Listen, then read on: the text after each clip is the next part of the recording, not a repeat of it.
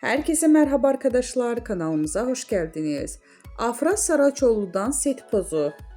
Son olarak Yalı Çapkını dizisinde Seyran karakterine hayat veren Afra Saraçoğlu yeni paylaşımıyla gündeme geldi. Yalı Çapkını dizisinde 3 sezon boyunca Seyran karakterine hayat veren Afra Saraçoğlu oyunculuk performansıyla yanı sıra sosyal medya paylaşımlarıyla da adından söz ettiriyor.